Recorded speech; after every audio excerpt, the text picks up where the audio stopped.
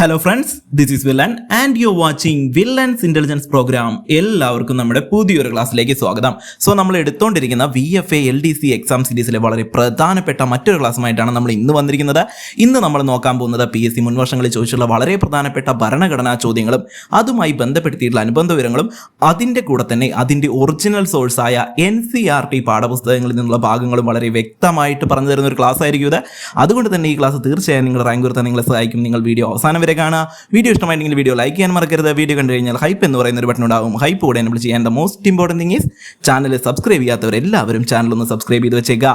അപ്പോൾ നമുക്ക് നേരെ ക്ലാസ്സിലേക്ക് കടക്കാം. Kerala PSC VFA and LDC exam series constitution PYQ plus related fact from NCERT original text book source എക്സ്പ്ലനേഷനിലെ ആദ്യം നമുക്ക് സിലബസ് എന്താണെന്ന് പഠിക്കാം. എന്താ നോക്കിയേ, ഞാനിവിടെ സിലബസ് തന്നിട്ടുണ്ട്.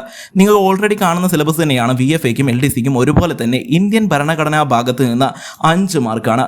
വളരെ ചെറിയ ഒരു സിലബസ് ആണ് നമുക്കുള്ളത്. അതിൽ നിന്ന് തന്നെ നമുക്ക് വളരെ പെട്ടെന്ന് നേടിയെടുക്കാൻ കഴിയുന്ന ഒരു 5 മാർക്കാണിത്. ഒരു പിടുത്തം എല്ലാ കാര്യങ്ങളും നമ്മൾ എന്ത് ചെയ്താണ്, ഓൾറെഡി പഠിച്ചു കഴിഞ്ഞതാണ്. നമുക്ക് ആദ്യം സിലബസ് ഒന്ന് വായിക്കാം. ഭരണഘടനാ നിർമ്മാണ സമിതി, ആമുഖം, പൗരത്വം, മൗലികാവകാശങ്ങൾ, നിർദ്ദേശക തത്വങ്ങൾ, മൗലിക കടമകൾ, ഗവൺമെന്റിന്റെ ഘടകങ്ങൾ, പ്രധാനപ്പെട്ട ഭരണഘടനാ ഭേദഗതികൾ, പഞ്ചായത്തി രാജ്, ഭരണഘടനാ സ്ഥാപനങ്ങളും അവയുടെ ചുമതലകളും, union list, state list, concurrent list. ഇത്രയുമാണ് നമ്മുടെ ഇന്ത്യൻ ഭരണഘടനയുടെ സിലബസിൽ നിന്ന് നിങ്ങൾക്ക് 5 മാർക്കിന് വരുന്ന ടോപ്പിക് എന്ന് പറയുന്നത്. സോ വളരെ വ്യക്തമായിട്ട് നമുക്ക് എന്ത് ചെയ്യാം, പഠിക്കാം. ഓക്കെ ആണല്ലോ മക്കളെ? സോ നിങ്ങൾക്കുള്ള ആദ്യത്തെ ചോദ്യം ഇവിടെ ശ്രദ്ധിച്ചേ. ഇതാണ് ആദ്യത്തെ ചോദ്യം. ചോദ്യം കണ്ട് ഭയപ്പെടേണ്ട, വളരെ സിമ്പിളാണ്. നമുക്ക് എന്ത് ചെയ്യാം, ശ്രദ്ധിച്ച് മനസ്സിലാക്കിയെടുക്കാം. ഭരണഘടനാ നിർമ്മാണ സഭയുമായി ബന്ധപ്പെട്ട ശരിയായ പ്രസ്താവന ഏത്? ഞാൻ എപ്പോഴും പറയുന്ന കാര്യമാണ്, പ്രസ്താവനാ ചോദ്യമാണെങ്കിൽ ശരിയായതാണോ ചോദിച്ചിരിക്കുന്നത്, തെറ്റായതാണോ ചോദിച്ചിരിക്കുന്നത് എന്ന് ആദ്യം മനസ്സിലാക്കണം. ഇവിടെ ചോദിച്ചിരിക്കുന്നത് ശരിയായ പ്രസ്താവനയാണ്. അപ്പോൾ ആദ്യം നമ്മൾ മനസ്സിലാക്കേണ്ടത് ശരിയായ പ്രസ്താവന ഏതെന്നാണ്. അപ്പോൾ ഭരണഘടനാ നിർമ്മാണ സഭയുമായി ബന്ധപ്പെട്ട ശരിയായ പ്രസ്താവന ഇവിടെ നിങ്ങൾ നോക്കിയേ. ക്യാബിനറ്റ് മിഷന്റെ നിർദ്ദേശപ്രകാരമാണ് ഭരണഘടനാ നിർമ്മാണ സമിതി രൂപീകരിച്ചത്. ശരിയാണോ? ശരിയാണോ? ശരിയാണല്ലേ? അത് തീർച്ചയായും ശരിയാണ്. ക്യാബിനറ്റ് മിഷന്റെ നിർദ്ദേശപ്രകാരമാണ് ഭരണഘടനാ നിർമ്മാണ സമിതി രൂപീകരിച്ചത്. നമ്മൾ മുമ്പ് പഠിച്ച കാര്യമാണ്. ക്ലിയർ ആയല്ലോ? ഇനി അവിഭക്ത ഇന്ത്യക്ക് വേണ്ടിയാണ് ഭരണഘടനാ നിർമ്മാണ സമിതി ഔദ്യോഗികമായി സംഘടിപ്പിച്ചത്. അവിഭക്ത ഇന്ത്യക്ക് വേണ്ടിയിട്ടാണ് ഭരണഘടനാ നിർമ്മാണ സമിതി ഔദ്യോഗികമായിട്ട് സംഘടിപ്പിച്ചത് എന്ന് പറയുന്നത് ശരിയാണോ? തീർച്ചയായും അത് ശരിയാണ്. എന്നാൽ ഭരണഘടനാ നിർമ്മാണ സമിതിയുടെ ആദ്യ യോഗം ചെയ്യുന്നത് 1947 ഓഗസ്റ്റ് 15-നാണോ? തീർച്ചയായും അല്ല അല്ലെ. ആഗസ്റ്റ് 15, 1947 എന്താ ദിവസത്തിന്റെ പ്രത്യേകത? അത് സ്വാതന്ത്ര്യ ദിനമാണല്ലേ. സ്വാതന്ത്ര്യ ദിനമാണ്. അന്ന് അല്ല ഭരണഘടനാ നിർമ്മാണ സമിതി ആദ്യമായിട്ട് യോഗം ചേരുന്നത്. സോ അത് തീർച്ചയായും തെറ്റാണ്. മൂന്നാമത്തെ സ്റ്റേറ്റ്മെന്റ് തെറ്റാണ്. അപ്പൊ തന്നെ നമുക്ക് ഉത്തരം കിട്ടി. 1ഉം 2ഉം ശരിയാണ്, 3 തെറ്റ്. അങ്ങനെ വരുന്ന ഓപ്ഷൻ ഏതാണ്? ഓപ്ഷൻ A ആണ്. മക്കളെ, ഞാൻ എപ്പോഴും നിങ്ങളുടെ അടുത്ത് പറയുന്ന കാര്യമാണ്, സ്റ്റേറ്റ്മെന്റ് ചോദ്യമാണെങ്കിൽ 2 കാര്യം നമുക്ക് സിമ്പിളായിട്ട് അറിയുന്ന കാര്യമായിരിക്കും. ഓക്കെ, ഇതിൽ തന്നെ ചോദിക്കുകയാണെങ്കിൽ ക്യാബിനറ്റ് മിഷന്റെ നിർദ്ദേശപ്രകാരമാണ് ഭരണഘടനാ നിർമ്മാണ സമിതി രൂപീകരിച്ചതെന്ന് എല്ലാവർക്കും അറിയാം. അതേപോലെ തന്നെ ഭരണഘടനാ നിർമ്മാണ സമിതിയുടെ ആദ്യ യോഗം ചേർന്നത് എന്നാണെന്നും എല്ലാവർക്കും അറിയാം. അത് തീർച്ചയായും എന്നല്ല, 1947 ഓഗസ്റ്റ് 15 അല്ല. ഓക്കെ ആണല്ലോ? ഇതുമായി ബന്ധപ്പെടുത്തി നമുക്കൊന്ന് വിശദമായിട്ട് പഠിക്കാം. ശ്രദ്ധിച്ചേ. ആദ്യത്തെ പ്രസ്താവന ശരിയായിരുന്നല്ലേ. 1946 ബ്രിട്ടീഷ് സർക്കാർ ഇന്ത്യയിലേക്ക് അയച്ച ക്യാബിനറ്റ് മിഷൻ പദ്ധതിയുടെ നിർദ്ദേശങ്ങളും വ്യവസ്ഥകൾക്കും അനുസൃതമായിട്ടാണ് ഭരണഘടനാ നിർമ്മാണ സമിതി രൂപീകരിച്ചത് എന്ന് പറയുന്നത് ശരിയായിരുന്നു. രണ്ടാമത്തെ പ്രസ്താവനയിൽ 1946 ഈ സമിതി ഔദ്യോഗികമായി രൂപീകരിക്കുമ്പോൾ ഇന്ത്യ വിഭജിക്കപ്പെട്ടിരുന്നില്ല. അതിനാൽ പാകിസ്ഥാൻ ഉൾപ്പെടുന്ന അവിഭക്ത ഇന്ത്യക്ക് വേണ്ടിയാണ് ഈ സമിതി ആദ്യമായിട്ട് സംഘടിപ്പിച്ചത്. അതും ശരിയാണ്. ഈ പ്രസ്താവന 3-ൽ എന്താ പറഞ്ഞിരുന്നത്? ഭരണഘടനാ നിർമ്മാണ സമിതിയുടെ ആദ്യത്തെ യോഗം ചേർന്നത് എന്നാണ്? അത് 1946 ഡിസംബർ 9-നാണ് കേട്ടോ. ന്യൂഡൽഹിയിലെ കോൺസ്റ്റിറ്റ്യൂഷൻ ഹാളിൽ വെച്ചായിരുന്നു. താൽക്കാലിക പ്രസിഡന്റ് ആരായിരുന്നു? ഡോക്ടർ സച്ചിദാനന്ദ സിൻഹയെ തെരഞ്ഞെടുത്തതും ഇതേ യോഗത്തിൽ വെച്ചാണ്. ഓക്കെ ആണല്ലോ? വളരെ ഇമ്പോർട്ടൻ്റ് ആണ്, ഒന്ന് പഠിച്ചു വെച്ചേക്കുക. ഓക്കെ, ഇനി ഇതുമായി ബന്ധപ്പെട്ട് ഭരണഘടനാ നിർമ്മാണ സഭയുമായി ബന്ധപ്പെടുത്തി സ്ഥിരം ചോദിക്കുന്ന കുറച്ച് കാര്യങ്ങൾ എന്ത് ചെയ്യാം, ഞാനിവിടെ തന്നിട്ടുണ്ട്. നമുക്ക് ജസ്റ്റ് ഒന്ന് വായിച്ചു നോക്കാം. ഈ ഭരണഘടനാ നിർമ്മാണ സമിതിയുടെ സ്ഥിരം അധ്യക്ഷൻ അല്ലെങ്കിൽ സ്ഥിരം പ്രസിഡന്റ് ആരെന്ന് ചോദിച്ചു കഴിഞ്ഞാൽ, ആദ്യ യോഗത്തിന് ശേഷം 1946 ഡിസംബർ 11 ആരെ സ്ഥിരം അധ്യക്ഷനായി തിരഞ്ഞെടുത്തു? ഡോക്ടർ രാജേന്ദ്ര പ്രസാദിനെയാണ്. ഡോക്ടർ രാജേന്ദ്ര പ്രസാദിനെ 1946 ഡിസംബർ 11 സ്ഥിരം അധ്യക്ഷനായിട്ട് തിരഞ്ഞെടുക്കുകയാണ്. ഇനി രണ്ടാമത്തെ വളരെ പ്രധാനപ്പെട്ട ഒരു ഡേറ്റ് ആണ് 1946 ഡിസംബർ 13. എന്താ ദിവസത്തിന്റെ പ്രത്യേകത? ഒബ്ജക്റ്റീവ് റെസൊല്യൂഷൻ അഥവാ ലക്ഷ്യപ്രമേയം അവതരിപ്പിച്ചു? ജവഹർലാൽ നെഹ്റു അവതരിപ്പിച്ച ലക്ഷ്യപ്രമേയമാണ് പിന്നീട് എന്തായി മാറുന്നത്? ആമുഖമായിട്ട് അഥവാ പ്രിയാമ്പിളായി മാറുന്നത്. ഭരണഘടനയുടെ ആമുഖമായി മാറിയത് ജവഹർലാൽ നെഹ്റു 1946 ഡിസംബർ 13 അവതരിപ്പിച്ച ഒബ്ജക്റ്റീവ് റെസൊല്യൂഷൻ ആണ് അഥവാ ലക്ഷ്യപ്രമേയമാണ്. ഇത് നിങ്ങൾക്ക് അറിയുന്നതല്ലേ? ഒരുപാട് തവണ ചോദിക്കുന്ന കാര്യങ്ങളാണ് കേട്ടോ പറഞ്ഞുകൊണ്ടിരിക്കുന്നത്, ഒരുപാട് തവണ ചോദിക്കുന്നതാണ്. ഇനി ഭരണഘടന ഒപ്പുവെച്ചത് 1949 നവംബർ 26 ഭരണഘടന അംഗീകരിക്കുകയും 1980 ജനുവരി 26 അത് ഔദ്യോഗികമായി നിലവിൽ വരികയും ചെയ്തു. ഇത് അങ്ങോട്ടും ഇങ്ങോട്ടും എല്ലാവർക്കും മാറിപ്പോവും, പക്ഷെ പഠിച്ചു വെച്ചേക്കുക. നമ്മുടെ ഭരണഘടനയിൽ രേഖപ്പെടുത്തിയിരിക്കുന്ന ഒരേ ഒരു ഡേറ്റും അതേപോലെ തന്നെ ഭരണഘടന അംഗീകരിച്ച ഡേറ്റും എന്നാണ്? അത് 1949 നവംബർ 26 എന്നാൽ ഭരണഘടന ഔദ്യോഗികമായി നിലവിൽ വരുന്നത് നമ്മുടെ റിപ്പബ്ലിക് ഡേക്കാണ് 1980 ജനുവരി 26. അത് മനസ്സിലാക്കി വെച്ചേക്കാട്ടോ. ഇതാണ് കൺഫ്യൂസ് ആവേണ്ട പോയിന്റുകൾ. സോ സിമ്പിളായിട്ട് നിങ്ങൾ അതൊന്ന് മനസ്സിലാക്കി വെച്ചേക്കുക. ഇനി ഇത് എവിടെയാണ് NCERTയിൽ പറയുന്നത്? ഞാൻ സിമ്പിളായിട്ട് ഇത് ഇവിടെ തന്നിട്ടുണ്ട്, നിങ്ങൾ നോക്കിയേ. ഇതാണ് നമ്മുടെ പുസ്തകത്തിന്റെ പേര്, ഇന്ത്യൻ ഭരണഘടന പ്രയോഗത്തിൽ എന്ന് പറയുന്നത്.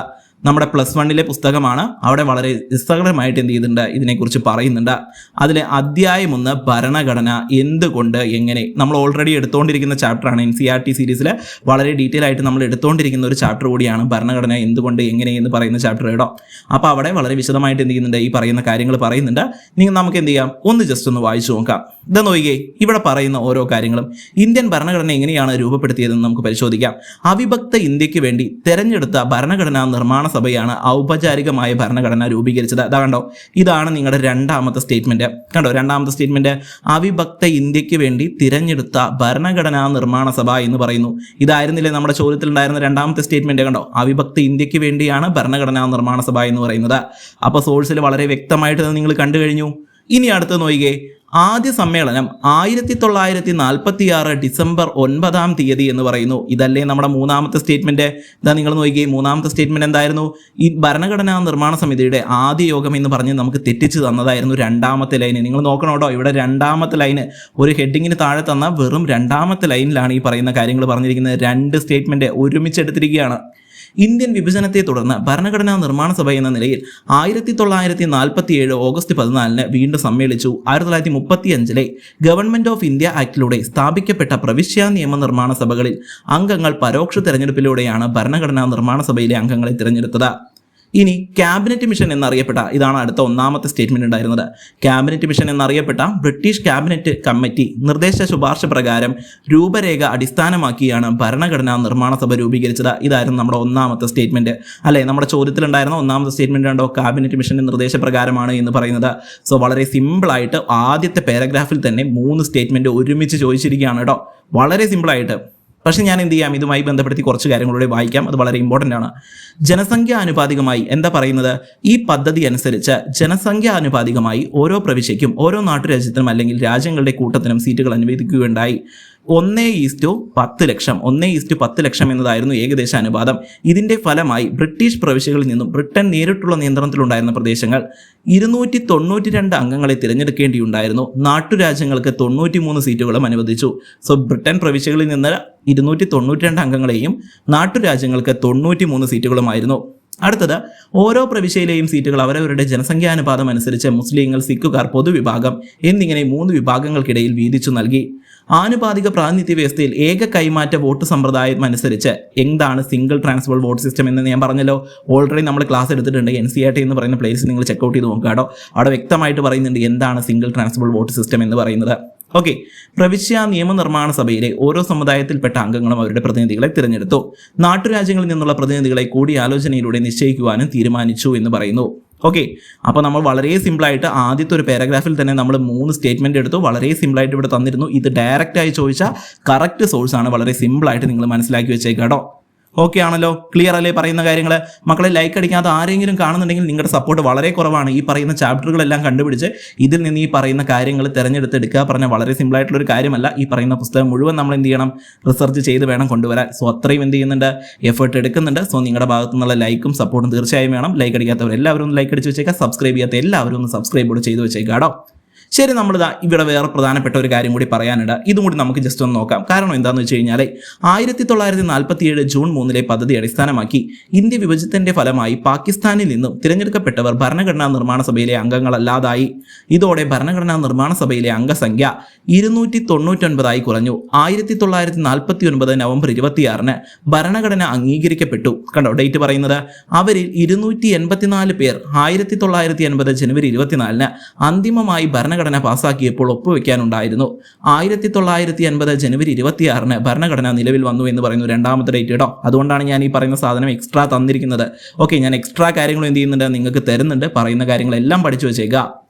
ഉപഭൂഖണ്ഡത്തിൽ വിഭജനത്തെ തുടർന്ന് കെട്ടഴിച്ചുവിട്ട ഭീകരമായ ആക്രമണങ്ങളുടെ പശ്ചാത്തലത്തിലാണ് ഇന്ത്യൻ ഭരണഘടന തയ്യാറാക്കിയത്.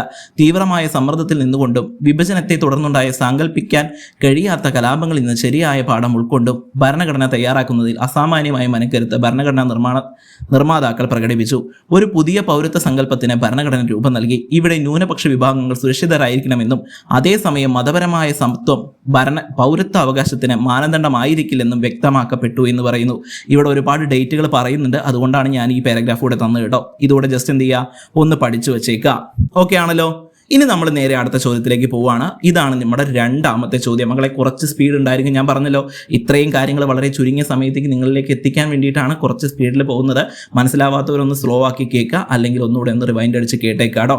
ഓക്കെ, പഠിച്ചു വെച്ച് തന്നെ പോവുക, കൂടെ തന്നെ പഠിച്ചു വരിക. രാഷ്ട്രപിതാവായ ഗാന്ധിജിയുടെ ആശയങ്ങൾ ഉൾപ്പെട്ടിട്ടുള്ളത് ഭരണഘടനയുടെ ഏത് ഭാഗത്താണ് എന്നാണ് ചോദിക്കുന്നത്. രാഷ്ട്രപിതാവായ ഗാന്ധിജിയുടെ ആശയങ്ങൾ നമുക്ക് ഡയറക്റ്റ് അറിയുന്ന ഉത്തരമാണ്. ഞാൻ ഓൾറെഡി ഒരുപാട് തവണ ഡിസ്കസ് ചെയ്തൊരു കാര്യമാണല്ലേ. അതേതാണ്? അത് ഓപ്ഷൻ സി, നിർദ്ദേശക തത്വങ്ങളാണ്. ഗാന്ധിജിയുടെ ആശയങ്ങൾ ഉൾപ്പെട്ട ഭരണഘടനാ ഭാഗം ഏതാണെന്ന് ചോദിച്ചു കഴിഞ്ഞാൽ നിർദ്ദേശക തത്വങ്ങളിലാണ്. Directive principles of state policy, DPSP ആണ്. DPSPയിലാണ് എന്ത് ചെയ്തിരിക്കുന്നത്, ഗാന്ധിജിയുടെ ആശയങ്ങൾ ഉൾക്കൊള്ളിച്ചിരിക്കുന്നത്. പഠിക്കണ്ടേ? പഠിക്കാം. ഇതെവിടെ നോക്കിയേ. നിർദ്ദേശക തത്വങ്ങളിലെ ഗാന്ധിയൻ ആശയങ്ങൾ ഭരണഘടനയുടെ ഭാഗം 4 അനുച്ഛേദം 36 മുതൽ 51 വരെ ഉൾപ്പെടുത്തിയിട്ടുള്ള നിർദ്ദേശക തത്വങ്ങളെ അവയുടെ സ്വഭാവത്തിന്റെ അടിസ്ഥാനത്തിൽ സോഷ്യലിസ്റ്റ് തത്വങ്ങൾ, ഗാന്ധിയൻ തത്വങ്ങൾ, ലിബറൽ ബുദ്ധിജീവി തത്വങ്ങൾ എന്നിങ്ങനെ തരംതിരിക്കാറുണ്ട്. അപ്പം എങ്ങനെയൊക്കെയാണ്? ഒന്ന് സോഷ്യലിസ്റ്റ് തത്വങ്ങൾ, ഗാന്ധിയൻ തത്വങ്ങൾ, ലിബറൽ ബുദ്ധിജീവി തത്വങ്ങൾ എന്നിങ്ങനെ തരംതിരിക്കാറുണ്ട്. ഇതിന് ഗാന്ധിജിയുടെ ഗ്രാമീണ വികസന ദർശനങ്ങളെയും സാമൂഹിക ആശയങ്ങളെയും വലിയ രീതിയിൽ പ്രതിഫലിക്കുന്നുണ്ട്. ഇതിലേതൊക്കെയാണ് പ്രധാനപ്പെട്ട ഗാന്ധിയൻ അനുച്ഛേദങ്ങൾ എന്ന് ഞാനിവിടെ തരുന്നുണ്ട് കേട്ടോ. അതൊക്കെ എക്സ്ട്രാ തരുവാണ്. ഈ ചോദ്യമായിട്ട് ഒരു ബന്ധമില്ല, പക്ഷേ ഇതുകൂടെ നിങ്ങൾ പഠിച്ചിരിക്കാൻ വേണ്ടി തരുവാണ്. ഇതിനു മുമ്പ് ഇതുമായി ബന്ധപ്പെടുത്തിയിട്ട് ചോദ്യങ്ങൾ വന്നിട്ടുണ്ട്. സോ വ്യക്തമായിട്ട് പഠിച്ചു വെച്ചേക്കണം. മോസ്റ്റ് റിപ്പീറ്റഡ് ചോദിച്ച അനുച്ഛേദമാണ് അനുച്ഛേദം 40. ആർട്ടിക്കിൾ 14 എന്ന് പറയുന്നത് എന്താണ്? ആർട്ടിക്കിൾ 40 എന്ന് പറയുന്നത് ഗ്രാമപഞ്ചായത്തുകളുടെ രൂപീകരണമാണ് കേട്ടോ. നമ്മൾ കഴിഞ്ഞ SCERT ചാപ്റ്റർ എടുത്ത സമയത്ത് അവിടെ പഠിച്ചതാണ്. SCERTയിലുള്ള കാര്യമാണിത്. ഇനി അനുച്ഛേദം 43 ഗ്രാമീണ മേഖലയിൽ കുടിൽ വ്യവസായങ്ങളുടെ പ്രോത്സാഹനം. ഗ്രാമീണ മേഖലയിൽ കുടിൽ വ്യവസായങ്ങളുടെ പ്രോത്സാഹനം. അനുച്ഛേദം 46 എന്താ പറയുന്നത്? പട്ടികജാതി, പട്ടികവർഗം, മറ്റ് പിന്നാക്ക വിഭാഗങ്ങളുടെ വിദ്യാഭ്യാസപരവും സാമ്പത്തികവുമായ പുരോഗതി. 47 ലഹരി പാനീയങ്ങളുടെയും മയക്കുമരുന്നുകളുടെയും നിരോധനം, ആരോഗ്യ സംരക്ഷണമാണ്. 48 പശുക്കൾ, കിടാങ്ങൾ തുടങ്ങിയ കറവ മൃഗങ്ങളെ വധിക്കുന്നത് നിരോധിക്കൽ, ഗോവധ നിരോധനം എന്നൊക്കെ പറഞ്ഞ് നിങ്ങൾ പഠിക്കുന്ന ഒരു അതാണത്. ഓക്കെ, പക്ഷെ നമുക്ക് ഇങ്ങനെയാണ് അതിനെക്കുറിച്ച് പറയുന്നത്. സോ ഒന്ന് മനസ്സിലാക്കി വെച്ചേക്കാം കേട്ടോ. മദ്യനിരോധനവും ഗോവധ നിരോധനമൊക്കെ എന്താണ്? ഈ പറയുന്ന ഗാന്ധിയൻ ആശയങ്ങളാണ്. ചിലപ്പോൾ PSC അങ്ങനെയും ചോദിച്ച് കണ്ടിട്ടുണ്ട്. നിങ്ങൾ ഈ സ്റ്റേറ്റ്മെന്റ് പഠിച്ചു വെച്ച് കഴിഞ്ഞാൽ നിങ്ങൾക്ക് സിമ്പിളായിട്ട് കിട്ടും. ഓക്കെ ആണല്ലോ. ഓക്കെ, ഇനി ഇവിടെ നോക്കിയേ. നമ്മുടെ മറ്റു ഓപ്ഷനുകളിൽ ഓപ്ഷൻ എയിൽ പറഞ്ഞ സിറ്റിസൺഷിപ്പ് അത് ഭാഗം 2 പറയുന്നത്. അനുച്ഛേദം 5 മുതൽ 11 വരെയാണ്. PSC PYക്ക് ചോദിച്ച കാര്യമാണ് പറഞ്ഞുകൊണ്ടിരിക്കുന്നത് കേട്ടോ. PYക്ക് ചോദിച്ച കാര്യമാണ് പറയുന്നത്. ഭാഗം 2 പാർട്ട് 2, അതേപോലെ തന്നെ അനുച്ഛേദം 5 മുതൽ 11 വരെ ഇന്ത്യയിലെ പൗരത്വ നിയമങ്ങൾക്കനുസരിച്ച് ഇതിൽ വ്യക്തമാക്കുന്നുണ്ട്. ഇനി മൗലികാവകാശങ്ങൾ, ഫണ്ടമെന്റൽ റൈറ്റ്സ് ആണെങ്കിൽ ഭരണഘടനയുടെ ഭാഗം 3 പറയുന്നത്. അനുച്ഛേദം 12 മുതൽ 35 വരെയാണ് അവിടെ എന്ത് ചെയ്യുന്നത്, പറഞ്ഞിരിക്കുന്നത്. ഇത് അമേരിക്കൻ ഭരണഘടനയിൽ നിന്നും കടം കൊണ്ടതാണ്. അതും അറിയാലോ, അതും അറിയാം. ഇവിടെ നോക്കിക്കേ, ഞാൻ ഓൾറെഡി നിങ്ങൾക്ക് പറഞ്ഞല്ലോ, ആ പറഞ്ഞ തെരഞ്ഞെടുപ്പ് സിംഗിൾ ട്രാൻസ്ഫർ വോട്ട് സിസ്റ്റം എന്ന് പറയുന്നത് രാജ്യസഭാ തെരഞ്ഞെടുപ്പുമായി ബന്ധപ്പെടുത്തിയിട്ട് എന്താണ് ആനുപാതിക പ്രാതിനിധ്യം എന്ന് നമ്മൾ വളരെ ഡീറ്റെയിൽ ആയിട്ട് എടുത്ത ഒരു ക്ലാസ്സാണ് നിങ്ങൾക്ക് ഇവിടെ കാണാൻ കഴിയുന്നത് കേട്ടോ. NCERT എന്ന് പറയുന്ന പ്ലേസ് ചെക്ക് ചെയ്യുവാണെങ്കിൽ ഈ ക്ലാസ് നിങ്ങൾക്ക് കാണാൻ കഴിയും. ഈ ക്ലാസ് ഒന്ന് കണ്ടേക്കുക. അപ്പോൾ എന്താണ് സിംഗിൾ ട്രാൻസ്ഫർ വോട്ട് സിസ്റ്റം എന്ന് സിമ്പിളായിട്ട് നിങ്ങൾക്ക് മനസ്സിലായിരിക്കും. ഓക്കെ ആണല്ലോ. ഇനി ഇവിടെ നമ്മൾ ഓപ്ഷനിൽ കണ്ട പൗരത്വവും മൗലികാവകാശവും പറഞ്ഞു. പക്ഷേ നമ്മുടെ ഓപ്ഷനിൽ മൗലിക കടമകൾ കൂടെ ഉണ്ടായിരുന്നു. പക്ഷേ മൗലിക കടമകളെ കുറിച്ച് ഞാൻ പറഞ്ഞില്ല. കാരണം എന്താണെന്ന് വെച്ച് കഴിഞ്ഞാൽ ഈ കാണുന്ന 19 മിനിറ്റുള്ള ഒരു ക്ലാസ്സിൽ വളരെ ഡീറ്റെയിൽ ആയിട്ട് മൗലിക കടമകളെ കുറിച്ചിട്ട് ഇതുവരെ എല്ലാ ചോദിച്ച ചോദ്യങ്ങളും ഏതൊക്കെ മൗലിക കടമകൾ 11 മൗലിക കടമകളും എന്ത് ചെയ്യുന്നുണ്ട്, ഡീറ്റെയിൽ ആയിട്ട് ഞാൻ പറഞ്ഞിട്ടുണ്ട്. സോ ഈ ക്ലാസ് നിങ്ങളൊന്ന് കണ്ടേക്കുക. ഇവിടെ മൗലിക കടമകളെ കുറിച്ച് പറയുന്നുണ്ട്. അതുകൊണ്ടാണ് കൂടുതൽ ആ ഭാഗം വീണ്ടും റിപ്പീറ്റ് ചെയ്യാത്തത്. ഓക്കെ ആണല്ലോ. സോ സിമ്പിളായിട്ട് പഠിച്ചു വെച്ചേക്കാടോ. നിങ്ങൾക്കുള്ള എല്ലാ കാര്യങ്ങളും ഇവിടെ പറഞ്ഞു തരുന്നുണ്ട്. അതിനനുസരിച്ച് എന്ത് ചെയ്യുക, കൂടെ തന്നെ പഠിച്ചു പോന്നേക്കുക. ഓക്കെ, ഞാൻ പഠിക്കാൻ പറയുന്ന കാര്യങ്ങൾ നിങ്ങൾ തീർച്ചയായും പഠിച്ചു വെച്ചേക്കണം. അല്ലാതെ ഈ പറഞ്ഞ ചോദ്യങ്ങൾ മാത്രമല്ല, ഓക്കെ, അതിൻ്റെ കൂടെ പഠിക്കാൻ പറയുന്ന കാര്യങ്ങൾ കൂടെ പഠിച്ചിരിക്കണം. ഓക്കെ ആണല്ലോ? ശരി, ഇവിടെ നോക്കിയേ, ഏത് ചാപ്റ്ററിലാണ് ഇതിനെക്കുറിച്ച് പറയുന്നത്? ഇന്ത്യൻ ഭരണഘടനയിലെ അവകാശങ്ങൾ, റൈറ്റ് ഇൻ ഇന്ത്യൻ കോൺസ്റ്റിറ്റ്യൂഷൻ എന്ന് പറയുന്ന 2ാമത്തെ അധ്യായം കേട്ടോ. 2ാമത്തെ അധ്യായത്തിലാണ് ഇത് പറയുന്നത്. ഇതിവിടെ നോക്കിയേ, മാർഗനിർദ്ദേശ തത്വങ്ങൾ ഭരണഘടനയുടെ ന്യായവാദാർഹമല്ലാത്ത ഭാഗങ്ങളാണ്, നോൺ ജസ്റ്റിഷ്യബിൾ ആണ്. വളരെ വളരെ ഇമ്പോർട്ടൻ്റ്, എപ്പോഴും നമ്മുടെ നിർദ്ദേശ തത്വങ്ങളെ കുറിച്ച് ചോദിക്കുന്ന ഒരു കാര്യമാണ് നോൺ ജസ്റ്റിഷ്യബിൾ ആണ് എന്ന് ഓർത്തു വെച്ചേക്കുക കേട്ടോ. അതായത് ഇവ കോടതി മുഖേന നടപ്പിലാക്കാൻ കഴിയില്ല. വളരെ ഇമ്പോർട്ടൻ്റ് ആണ്, കോടതി മുഖേന നടപ്പിലാക്കാൻ കഴിയില്ല. മാർഗനിർദ്ദേശങ്ങൾക്ക് പിന്നിലുള്ള ധാർമ്മിക ശക്തി ഗവൺമെന്റിനെ അർഹമായിക്കുന്ന ഗൗരവത്തോടെ അവ നടപ്പിലാക്കാൻ പ്രേരിപ്പിക്കുമെന്ന് ഭരണഘടന ശില്പികൾ ചിന്തിച്ചു. കൂടാതെ ഇവ മാർഗനിർദ്ദേശ തത്വങ്ങൾ നടപ്പിലാക്കാനുള്ള ഉത്തരവാദിത്ത ബോധം ഗവൺമെന്റിൽ സൃഷ്ടിക്കാൻ ജനങ്ങൾ പരിശ്രമിക്കുമെന്നും അവർ പ്രതീക്ഷിച്ചു. അപ്രകാരം നയപരമായ മാർഗരേഖകൾ ഒരു വേറിട്ട പട്ടിക നമ്മുടെ ഭരണഘടനയിൽ ഉൾപ്പെടുത്തി. മാർഗനിർദ്ദേശ തത്വങ്ങളുടെ പട്ടികയെ രാഷ്ട്രനയത്തിന്റെ നിർദ്ദേശക തത്വങ്ങൾ എന്ന് പറയുന്നുണ്ട്, അഥവാ directive principles of state policy. കുറച്ച് സ്പീഡിൽ വായിച്ചെന്നേ ഉള്ളൂ, വളരെ പ്രധാനപ്പെട്ട പോയിന്റുകൾ ഞാൻ പറഞ്ഞിട്ടുണ്ട്. ഇനി എന്തൊക്കെയാണ് ഇതിൽ പറയുന്ന ആശയങ്ങൾ, നിർദ്ദേശക തത്വങ്ങളിൽ പറയുന്ന ആശയങ്ങൾ ഞാനിതവിടെ തന്നിട്ടുണ്ട്. ഇതിൻ്റെ ലക്ഷ്യങ്ങൾ അഥവാ ഗോൾസ് എന്താണ്? ലക്ഷ്യങ്ങൾ നോക്കിയേ, ജനക്ഷേമം, സാമൂഹിക സാമ്പത്തിക രാഷ്ട്രീയ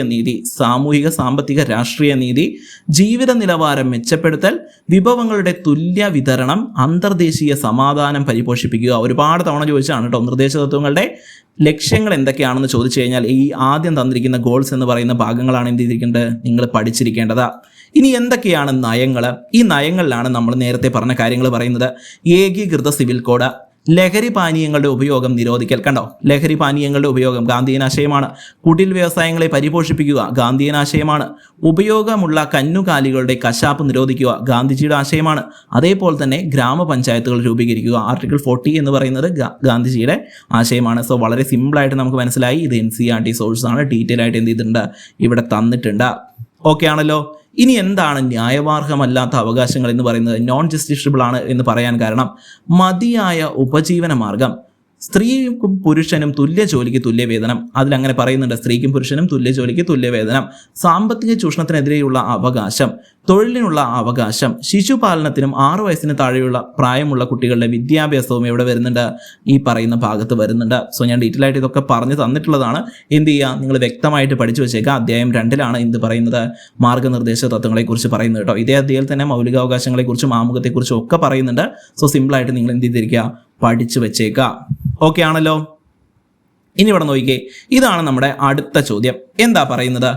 ഇന്ത്യൻ ഭരണഘടന ഉറപ്പു നൽകുന്ന സമത്വത്തിനുള്ള അവകാശം എന്ന മൗലിക അവകാശത്തിൽ ഉൾക്കൊള്ളിച്ചിരിക്കുന്ന ആശയങ്ങളിൽ പെടാത്തത്, ഇവിടെ ചോദിച്ചിരിക്കുന്നത് ഏതാണ് ഇതിൽ ഉൾപ്പെടാത്തത് എന്നാണ് കേട്ടോ.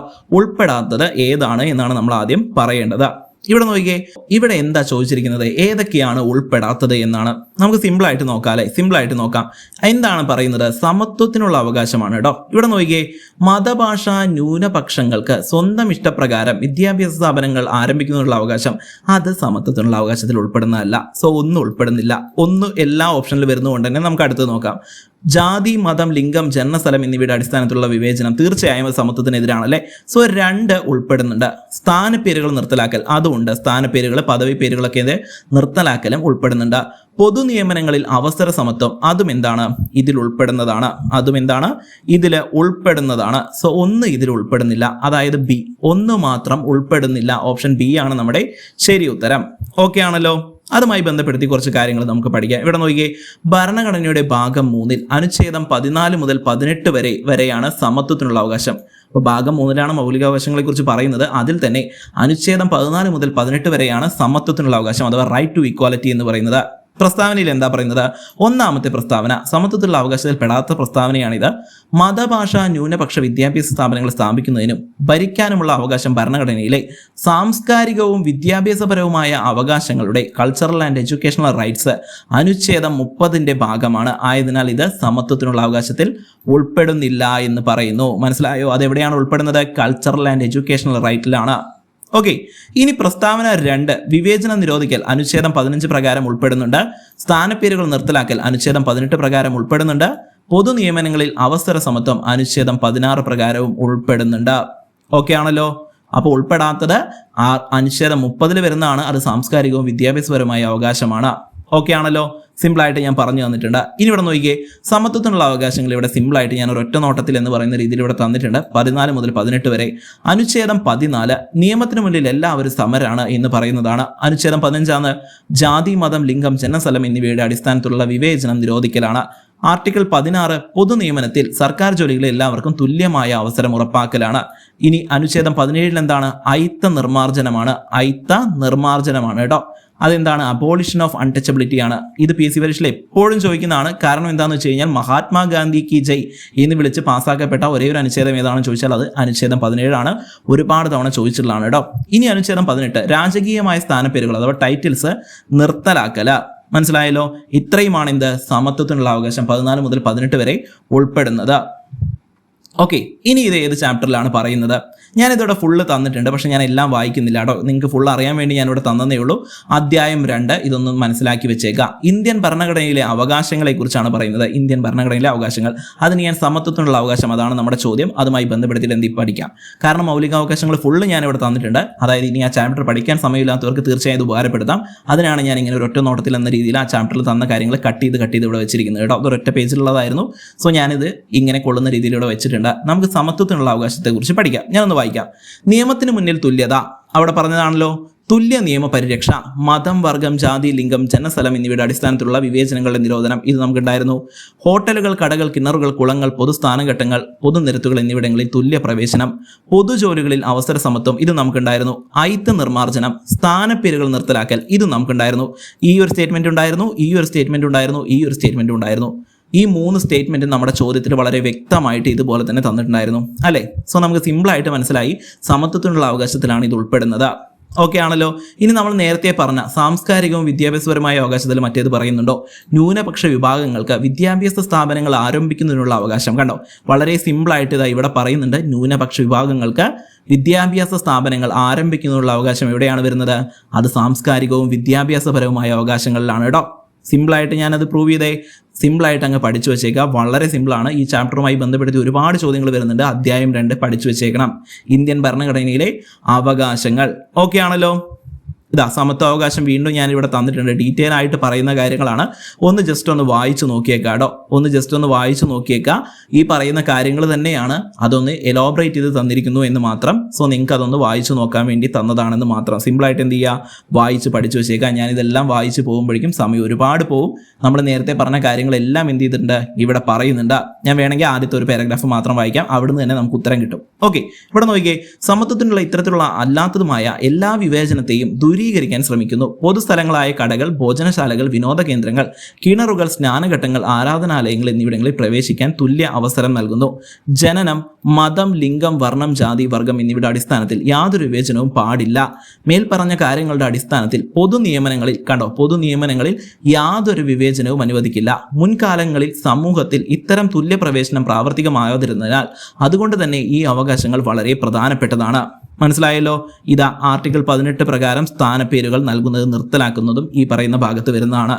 മനസ്സിലായോ? അപ്പോൾ ഈ പറയുന്ന ഇത്രയും ഭാഗത്ത് തന്നെ പറയുന്നുണ്ട്. പക്ഷേ ഞാനത് ഫുള്ള് ഇവിടെ തന്നത് എന്തിനാണെന്ന് വെച്ച് കഴിഞ്ഞാൽ നിങ്ങൾക്ക് വായിച്ചു നോക്കാൻ വേണ്ടിയിട്ടാണ്. ഒരുപാട് കാര്യങ്ങൾ ഇവിടെ പറയുന്നുണ്ട്. ജസ്റ്റ് ഒന്ന് വായിച്ചു നോക്കി മനസ്സിലാക്കി വെച്ചേക്കാട്ടോ. നിങ്ങളുടെ ഭാഗത്തുനിന്നുള്ള ഒരു എഫേർട്ട് വേണം. അതിൻ്റെ കൂടെയാണ് ഞാൻ ഈ പറയുന്ന കാര്യങ്ങൾ തരുന്നത്. സോ നിങ്ങളും ഞാനും 50-50 ചെയ്യുന്ന സമയത്തെ അതൊരു ബെനിഫിറ്റ് ആയ രീതിയിലേക്ക് മാറുള്ളൂ. നിങ്ങൾക്കത് ഉപകാരപ്പെടുള്ളൂ. ഓക്കെ ആണല്ലോ. സോ ഞാൻ ഈ പറഞ്ഞ ചാപ്റ്ററിൻ്റെ പേര് പറഞ്ഞിട്ടുണ്ട്. ഇവിടെ വ്യക്തമായിട്ട് ഇനി അത് പഠിക്കാൻ ബുദ്ധിമുട്ടുള്ളവർക്കാണ് ഇത്രയും കാര്യങ്ങൾ ഞാനിവിടെ തന്നിരിക്കുന്നത്. സോ വ്യക്തമായിട്ട് അതങ്ങ് പഠിച്ചു വെച്ചേക്കുക. ഓക്കെ ആണല്ലോ. സോ മക്കളെ, ഇതുവരെയും ലൈക്ക് അടിക്കാത്ത ആരെങ്കിലും ഉണ്ടെങ്കിൽ ഇപ്പം തന്നെ ഒന്ന് ലൈക്ക് അടിച്ച് വെച്ചേക്കാട്ടോ. ഇത്രയും സ്ട്രെയിൻ ചെയ്താണ് കാര്യങ്ങൾ പറയുന്നത്. എല്ലാ ദിവസവും നിങ്ങളുടെ ഈ ക്ലാസ് എത്തിക്കുക എന്ന് പറയുന്നത് ശ്രമകരമായ കാര്യമാണ്. സോ അത് നിങ്ങൾ മാനിക്കണം. തീർച്ചയായും ലൈക്ക് അടിക്കാത്തവർ എല്ലാവരും ലൈക്ക് അടിച്ച് വെച്ചേക്കാം. സബ്സ്ക്രൈബ് ചെയ്യാത്ത എല്ലാവരും ഒന്ന് സബ്സ്ക്രൈബ് ചെയ്ത് വെച്ചേക്കാട്ടോ. ഓക്കെ, ഇനി അടുത്ത ചോദ്യം നോക്കിയേ. ഇന്ത്യൻ ഭരണഘടനയുടെ ആമുഖം എത്ര തവണ ഭേദഗതി ചെയ്തിട്ടുണ്ട്? ഇന്ത്യൻ ഭരണഘടനയുടെ ആമുഖം എത്ര തവണ ഭേദഗതി ചെയ്തിട്ടുണ്ട്? വളരെ സിമ്പിളായ ഒരു ചോദ്യം. നമുക്ക് എല്ലാവർക്കും അറിയുന്ന ഉത്തരം. എത്ര തവണയാണ്? ഒരേ ഒരു തവണ. ഓപ്ഷൻ എ ആണ്. ഒരു തവണ മാത്രമാണ് ആമുഖം ഭേദഗതി ചെയ്തിട്ടുള്ളത്. പഠിക്കേണ്ടതിനെ കുറിച്ച് തീർച്ചയായും പഠിക്കണം. ഇവിടെ നോക്കിയേ. ഇവിടെ ഇന്ത്യൻ ഭരണഘടനയുടെ ആമുഖം ഇതുവരെ ഒരേ ഒരു തവണ മാത്രമേ ഭേദഗതി ചെയ്തിട്ടുള്ളൂ. 42ാം ഭരണഘടനാ ഭേദഗതി 1976. പഠിച്ചു വെച്ചേക്കേടാ. മിനി കോൺസ്റ്റിറ്റ്യൂഷൻ എന്നറിയപ്പെടുന്ന ഭരണഘടനാ ഭേദഗതി ഏതാണ്? 42ാം ഭരണഘടനാ ഭേദഗതിയാണ് 1976. ഇന്ദിരാഗാന്ധി പ്രധാനമന്ത്രിയായിരുന്ന കാലത്ത് 1976 നടപ്പിലാക്കിയ ചരിത്ര പ്രസിദ്ധമായ 42ാം ഭരണഘടനാ ഭേദഗതിയിലൂടെയാണ് ആമുഖത്തിൽ മാറ്റം വരുത്തിയത്. ഇവിടെ ഏതൊക്കെ വാക്കുകൾ കൂട്ടിച്ചേർത്തു എന്ന് എപ്പോഴും ചോദിക്കാറുണ്ട്. ഈ ഭേദഗതി വഴി ആമുഖത്തിലേക്ക് 3 പുതിയ വാക്കുകൾ കൂട്ടിച്ചേർക്കപ്പെട്ടു. ഏതൊക്കെയാണ്? ഒന്ന് സോഷ്യലിസമാണ്. രണ്ടാമത്തേത് മതനിരപേക്ഷത, മൂന്നാമത്തേത് അഖണ്ഡത. സോഷ്യലിസ്റ്റ് സെക്യുലർ ഇന്റഗ്രിറ്റി എന്ന് പറയും. സോഷ്യലിസ്റ്റ് സെക്യുലർ ഇന്റഗ്രിറ്റി, സോഷ്യലിസം, മതനിരപേക്ഷത, അഖണ്ഡത. ഈ 3 വാക്കുകളാണ് ഭരണഘടനയിൽ കൂട്ടിച്ചേർത്തത് കേട്ടോ. വളരെ ഇമ്പോർട്ടൻ്റ് ആണ്, എപ്പോഴും ചോദിക്കുന്നതാണ് കേട്ടോ, എപ്പോഴും ചോദിക്കുന്നതാണ്. നമുക്ക് ഡീറ്റെയിൽ ആയിട്ട് ആമുഖം വെച്ച് തന്നെ ഞാൻ ക്ലാസ്സുകൾ എടുക്കുന്നുണ്ട്. മുന്നോട്ട് പോകുമ്പോൾ നമ്മൾ SCERT NCERT വെച്ചൊക്കെ പഠിക്കും. അപ്പോൾ നമുക്ക് കുറച്ചുകൂടി ഡീറ്റെയിൽ ആയിട്ട് നിങ്ങൾക്ക് അത് കാണുന്ന സമയത്ത് ഒന്നുകൂടി കിട്ടും. ഓക്കെ, സോ ഇപ്പോൾ ഇത്രയും ഒന്ന് പഠിച്ചു വെച്ചേക്കാം. ഇനി ഇവിടെ നോക്കിയേ, ആമുഖവുമായി ബന്ധപ്പെടുത്തി കുറച്ച് കാര്യങ്ങൾ പറയുന്നുണ്ട്. ആമുഖത്തിന്റെ ശില്പി ജവഹർലാൽ നെഹ്റുവാണ്. 1946 ഡിസംബർ 13 നമ്മൾ ഓൾറെഡി മുൻപത്തെ ഒരു ചോദ്യത്തിൽ പഠിച്ചൊരു കാര്യമാണല്ലേ. അവിടെ അത് പറയേണ്ട കാര്യം ഉണ്ടായിരുന്നില്ല, പക്ഷേ തീർച്ചയായും ഞാനത് റിലേറ്റഡ് ആയിട്ട് പറഞ്ഞ കാര്യമാണ് അടുത്ത ചോദ്യമായിട്ട് വന്നിരിക്കുന്നത്. സിമ്പിളായിട്ട് നിങ്ങൾക്ക് മനസ്സിലായോ? ഇതാണ് നമ്മൾ റിലേറ്റഡ് ഫാക്ട് അല്ലെങ്കിൽ അനുബന്ധ വിവരങ്ങൾ പറയുന്നത് കൊണ്ടുള്ള ഉദ്ദേശം എന്ന് പറയുന്നത്. അതിനേക്കാൾ ഇരട്ടി ബെനിഫിറ്റാണ് നമ്മൾ ആ സോഴ്സ് വെച്ച് പഠിക്കുമ്പോൾ. ആ ഒരു ചാപ്റ്ററിൽ പറഞ്ഞ കാര്യങ്ങളെല്ലാം പഠിക്കുന്ന സമയത്ത് നമുക്ക് അതിനേക്കാൾ കൂടുതൽ ഒരു ഡബിൾ ബെനിഫിറ്റ് എന്ന് പറയുന്ന രീതിക്കാണ് കിട്ടുന്നത്. അതിനാണ് ഞാൻ NCERT ഉൾപ്പെടുത്തിയിരിക്കുന്നത്. മനസ്സിലാവുന്നുണ്ടോ? സോ സീരിയസ്നെസ് നിങ്ങൾ മനസ്സിലാക്കുക, അതിനനുസരിച്ച് വ്യക്തമായി പഠിച്ചേക്കുക കേട്ടോ. സമയമുണ്ടല്ലോ എന്ന് വിചാരിച്ചിട്ട് പഠിക്കാതിരിക്കരുത്. കണ്ടിന്യൂസ് ആയിട്ട് പെൻഡിങ് വെക്കാതെ കണ്ടുപോവുക. അദ്ദേഹം അവതരിപ്പിച്ച ലക്ഷ്യപ്രമേയം അഥവാ ഒബ്ജക്റ്റീവ് റെസൊല്യൂഷനാണ് പിന്നീട് ആമുഖമായി മാറിയത്. ആമുഖത്തിന്റെ താക്കോല്, ആമുഖത്തിന്റെ ഭരണഘടനയുടെ താക്കോൽ എന്ന് വിശേഷിപ്പിച്ചത് ഏണസ്റ്റ് ബാക്കറാണ് എന്ത് ചെയ്തത്? ഈ പറയുന്ന ഭരണഘടനയുടെ താക്കോൽ എന്ന് വിശേഷിപ്പിച്ചത്. ആരാണ്? ഏണസ്റ്റ് ബാർക്കറാണ്. ഭരണഘടനയുടെ ജാതകം, ആമുഖത്തെ ഭരണഘടനയുടെ ജാതകം എന്ന് വിശേഷിപ്പിച്ചത് ആരാണ്? അത് KM മുൻഷിയാണ്. ഇനി ഇവിടെ പ്രധാനപ്പെട്ട ഒരു കേസുണ്ട്, കേശവാനന്ദ ഭാരതി കേസ്. 1973 കേസാണ്. ആമുഖം ഭരണഘടനയുടെ ഭാഗമാണെന്നും പാർലമെന്റിന്റെ അടിസ്ഥാന ഘടന മാറ്റമില്ലാതെ ഭേദഗതി ചെയ്യാൻ അധികാരമുണ്ടെന്നും സുപ്രീം കോടതി വിധിച്ച പ്രശസ്തമായ കേസാണിത്. കേശവാനന്ദ ഭാരതി കേസ് കേട്ടോ. ബീരുമാറി ഉണ്ട് ഇതുമായി ബന്ധപ്പെടുത്തിയിട്ട്, അതൊക്കെ ഒന്ന് പഠിച്ചു വെച്ചേക്കാം. LIC ബീരുമാറിയൊക്കെ. ഓക്കെ, സോ ഇതാണ് കൂടുതൽ ചോദിച്ചു കണ്ടിട്ടുള്ളത്, അതാണ് ഞാൻ തന്നത്. ഓക്കെ, അപ്പോൾ നമുക്ക് നോക്കാം അതിൻ്റെ സോഴ്സ് എവിടെയാണെന്ന്. നിങ്ങളിതിവിടെ ശ്രദ്ധിച്ചേ. കണ്ടോ, അധ്യായം 9 ഭരണഘടന ഒരു സജീവ പ്രമാണം എന്ന നിലയിൽ അധ്യായം 9 വളരെ സിമ്പിളായിട്ട് ഈ കാര്യം പറഞ്ഞിരിക്കുന്നത് കേട്ടോ. നിങ്ങളിവിടെ നോക്കിക്കേ, ഭരണഘടനയുടെ വലിയൊരു ഭാഗത്തെ ബാധിക്കുന്ന തരത്തിൽ വിശാലമായിരുന്ന 42ാം ഭേദഗതി കേശവാനന്ദ ഭാരതി കേസിൽ സുപ്രീം കോടതി പുറപ്പെടുവിച്ച വിധിയെ മറികടക്കുന്നതിന് വേണ്ടി ഒരു ശ്രമം കൂടിയായിരുന്നു ഇത്. കണ്ടോ, ഇവിടെ പറയുന്നുണ്ട് കേശവാനന്ദ ഭാരതി കേസ് 42ാം ഭേദഗതിയെക്കുറിച്ച്. ഈ ഭേദഗതി ലോകസഭയുടെ കാലാവധി 5 വർഷത്തിൽ നിന്നും 6 വർഷമായി മാറ്റുകയും ഉണ്ടായി. ഇനി അവകാശങ്ങളെക്കുറിച്ചുള്ള അധ്യായത്തിൽ മൗലിക കടമകളെക്കുറിച്ച് നിങ്ങൾ പഠിച്ചിട്ടുണ്ടല്ലോ. ഈ ഭേദഗതിയിലൂടെയാണ് ഈ മൗലിക കടമകൾ ഭരണഘടനയിൽ കൂട്ടിച്ചേർത്തത്. 42ാം ഭരണഘടനാ ഭേദഗതിയിൽ നീതിന്യായ വിഭാഗത്തിന്റെ പുനഃപരിശോധനാ അധികാരത്തിൽ നിയന്ത്രണങ്ങൾ കൊണ്ടുവന്നു. മൂല ഭരണഘടനയിൽ പല ഭാഗങ്ങളും മാറ്റി എഴുതപ്പെട്ട ഭേദഗതിയിലൂടെയാണെന്ന് പറയാം. ഈ ഭേദഗതി ഭരണഘടനയുടെ ആമുഖത്തിൽ 7ാം പട്ടികയിലും 53ാം അനുച്ഛേദത്തിലും മാറ്റം വരുത്തിയിട്ടുണ്ട്. മനസ്സിലായല്ലോ? സോ വളരെ സിമ്പിളായിട്ട് എന്ത് ചെയ്തിട്ടുണ്ട് ഇവിടെ പറഞ്ഞിട്ടുണ്ട്. ഓക്കെ, ഇനി അധ്യായം 1 ഭരണഘടന എന്തുകൊണ്ട് എങ്ങനെയെന്ന് പറയുന്നത് ചെറിയൊരു ഗ്ലിച്ചാണെന്ന് തോന്നുന്നു, എന്തോ വന്നില്ല പെട്ടെന്ന്. ഭരണഘടന എന്തുകൊണ്ട് എങ്ങനെയെന്ന് പറയുന്നത് ഇവിടെ നിന്ന് പറഞ്ഞിട്ടുണ്ട്. ഞാൻ ജസ്റ്റ് അതൊന്ന് വായിക്കാം. ഓക്കെ, ഒരു പക്ഷേ ദേശീയ പ്രസ്ഥാനം ഭരണഘടനാ നിർമ്മാണ സഭയിൽ കൊണ്ടുവന്ന തത്വങ്ങളുടെ ഏറ്റവും നല്ല ചുരുക്കെഴുത്താണ് 1946 നെഹ്റു അവതരിപ്പിച്ച ലക്ഷ്യപ്രമേയം. ഈ പ്രമേയം ഭരണഘടനയുടെ പിന്നുള്ള അഭിലാഷങ്ങളെയും മൂല്യങ്ങളെയും ഉൾക്കൊള്ളുന്നു. ഭരണഘടനാ മുഖ്യവ്യവസ്ഥകൾ എന്ന ഭാഗത്തിൽ പരാമർശിക്കപ്പെട്ട മൂല്യങ്ങൾ ലക്ഷ്യപ്രമേയത്തിൽ ഉൾപ്പെടുത്തിയിരുന്നു. ഈ പ്രമേയത്തിന്റെ അടിസ്ഥാനത്തിൽ സമത്വം, സ്വാതന്ത്ര്യം, ജനാധിപത്യം, പരമാധികാരം, സാർവലൗകിക തത്വം തുടങ്ങിയ അടിസ്ഥാന തത്വങ്ങൾ നമ്മുടെ ഭരണഘടനയുടെ സ്ഥാപനപരമായ രൂപം നൽകി. ഇത്തരത്തിൽ നിയമങ്ങളും നടപടികളും ഇഴപിരിഞ്ഞ കേവലമായ ഒന്നല്ല ഇന്ത്യൻ ഭരണഘടന, മറിച്ച് ജനങ്ങളുടെ മുമ്പാകെ ദേശീയ പ്രസ്ഥാനം ഉയർത്തിപ്പിടിച്ച വിവിധ വാഗ്ദാനങ്ങൾ സാക്ഷീകരിക്കാനുള്ള ഒരു ഗവൺമെന്റിന് രൂപം നൽകുന്ന ധാർമ്മിക ഉത്തരവാദിത്തമാണ് എന്ന് പറയുന്ന ഒരു ടോപ്പിക്. ഓക്കെ, അപ്പോൾ ഇവിടെ ലക്ഷ്യപ്രമേയത്തെക്കുറിച്ച് പറയുന്നുണ്ട്, അതുകൊണ്ട് ഞാൻ ജസ്റ്റ് ഒന്ന് തന്നേ ഉള്ളൂ. ഇതാണ് ഇമ്പോർട്ടൻ്റ്, ഇവിടെയാണ് നമ്മുടെ സോഴ്സ് വരുന്നത്. ഓക്കെ, പല ചാപ്റ്ററുകളിലായിട്ട് കാര്യങ്ങൾ കാണാൻ കഴിയും. ഈ പറയുന്ന ലക്ഷ്യപ്രമേയവും ആമുഖവും എല്ലാ ചാപ്റ്ററിലും എന്ത് ചെയ്യുന്നുണ്ട്? പരസ്പരം ബന്ധപ്പെട്ട് കിടക്കുന്നുണ്ട്. ഓക്കെ, അത് നിങ്ങൾ മനസ്സിലാക്കി വെച്ചേക്കണം കേട്ടോ. ഓക്കെ ആണല്ലോ. ഇനി ഇവിടെ നോക്കിയാൽ മക്കളെ, ഇതാണ് നിങ്ങൾ എപ്പോഴും ചോദിക്കുന്ന പ്ലേലിസ്റ്റ്. ഒരുപാട് പേര് എൻ്റെ അടുത്ത് ചോദിക്കുന്ന ഒരു കാര്യമാണ് പ്ലേലിസ്റ്റ് ഏതാണെന്ന്. ഇതാണ് നമ്മുടെ VFA LDC പ്ലേലിസ്റ്റ് കേട്ടോ. VFAക്കും LDCക്കും വേണ്ടി നമ്മളൊരു ലോങ് ടേം പോലെയാണ് ക്ലാസ്സുകൾ എടുത്തുകൊണ്ടിരിക്കുന്നത്. സോ വ്യക്തമായിട്ട് എക്സാമിന് മുമ്പ് ഒരുപാട് ക്ലാസ്സുകൾ നമ്മൾ കംപ്ലീറ്റ് ചെയ്യും. നിങ്ങൾക്ക് അത് എടുത്ത് നോക്കാം, അവിടെ വ്യക്തമായിട്ട് ക്ലാസ്സുകൾ കാണാൻ കഴിയും. 4 വീഡിയോസ് അല്ല, നിലവിൽ 10, 14, 16 വീഡിയോസ് ആയിട്ടുണ്ട് കേട്ടോ. ഓക്കെ, സോ നമ്മളത് ആദ്യം സെറ്റ് ചെയ്യുന്ന സമയത്തായിരുന്നു ഈ പേജ് എടുത്തത്, അതുകൊണ്ടാണ് ഇതിങ്ങനെ ഇരിക്കുന്നത്. അത് നിങ്ങൾ നോക്കണ്ട. ഇപ്പോൾ ഓൾറെഡി എല്ലാ ദിവസവും എന്ത് ചെയ്യുന്നുണ്ട്, വീഡിയോസ് ഇതിൽ അപ്ലോഡ് ആയിക്കൊണ്ടേ ഇരിക്കുന്നുണ്ട്. ഇന്നും ഉണ്ടായിരുന്നു, ഇനി നാളെയും ഉണ്ടായിരിക്കും. അത് മനസ്സിലായല്ലോ. സോ എല്ലാവരും ഈ VFA ആൻഡ് LDC എന്ന് പറയുന്ന പ്ലേലിസ്റ്റ് എന്ത് ചെയ്യുക, ചെക്കൗട്ട് ചെയ്ത് നോക്കുക. ഇതാണ് നമ്മുടെ ക്ലാസ്സുകളെല്ലാം അപ്ലോഡ് ചെയ്യുന്നത്. ഇനി നമ്മുടെ ഡെയിലി ക്ലാസ്സിൻ്റെ സമയം ചോദിക്കുന്നുണ്ട്. ഡെയിലി ക്ലാസ്സിൻ്റെ സമയം എന്ന് പറയുന്നത് 8:17 AM ആണ് കേട്ടോ. 8:17 AM ആണ്. പക്ഷേ ഇവിടെ ചെറിയൊരു മാറ്റം നിങ്ങൾ ശ്രദ്ധിക്കേണ്ടത്, കുറച്ച് ദിവസത്തേക്ക്, അതായത് ഇപ്പോൾ ഞാൻ ഈ വീഡിയോ അപ്ലോഡ് ചെയ്ത് കുറച്ച് ദിവസത്തേക്ക് മാത്രം. നിങ്ങൾ കുറേ കാലം കഴിഞ്ഞിട്ടാണ് ഈ ക്ലാസ് കാണുന്നെങ്കിൽ മാറ്റമൊന്നും ഉണ്ടായില്ല. പക്ഷേ കുറച്ച് ദിവസത്തേക്ക് നമ്മുടെ ലൈവിൻ്റെ സമയം എന്ന് പറയുന്നത്, ലൈവ് ക്ലാസ്സുകൾ എടുക്കുന്ന സമയം എന്ന് പറയുന്നത് രാവിലെ 4:37 ആയിരിക്കും കേട്ടോ. രാവിലെ 4:37 ആയിരിക്കും കുറച്ച് ദിവസത്തേക്ക്. ആ വിവരങ്ങളെല്ലാം ഞാൻ ഈ പോസ്റ്റ് എന്ന് പറയുന്ന ഭാഗത്ത് കമ്മ്യൂണിറ്റി പോസ്റ്റായിട്ട് അപ്ഡേറ്റ് ചെയ്യുന്നതായിരിക്കും. എല്ലാ ദിവസവും എല്ലാവരും എന്ത് ചെയ്യുക, നമ്മുടെ ചാനൽ വൈകുന്നേരം ഒന്ന് ചെക്കൗട്ട് ചെയ്യുക. ഇവിടെ നിങ്ങൾ പോസ്റ്റ് എന്ന് പറയുന്ന ഭാഗത്ത് നോക്കുക. അപ്പോൾ നമ്മുടെ ലൈവിൻ്റെയും ക്ലാസ്സിൻ്റെയും സമയമൊക്കെ ഞാൻ അവിടെ അപ്ഡേറ്റ് ചെയ്യാറുണ്ട്. തലേ ദിവസം തന്നെ അപ്ഡേറ്റ് ചെയ്യാറുണ്ട്. അത് നോക്കി വെച്ചാൽ മതി കേട്ടോ. രാവിലെ 4:37 ഇനി കുറച്ച് ദിവസത്തേക്ക് ലൈവ് ഉണ്ടാവുക. ഞാൻ കുറച്ച് തിരക്കാണ്, എന്നിരുന്നാലും നമ്മുടെ ക്ലാസ് മുടങ്ങാൻ പാടില്ല. ക്ലാസ് കൂളായിട്ട് നടക്കണം. അതുകൊണ്ട് കുറച്ച് ഉറക്കവും കഴിച്ചാലും കുഴപ്പമില്ല എന്ന് വിചാരിച്ചാണ് ഈ സമയത്ത് തീർച്ചയായും ക്ലാസ്സുകൾ എടുക്കുന്നത് കേട്ടോ. അപ്പോൾ എല്ലാവരും എന്ത് ചെയ്യുക, ആ സമയങ്ങൾ നോക്കിയിട്ട് ചെക്കൗട്ട് ചെയ്യുക.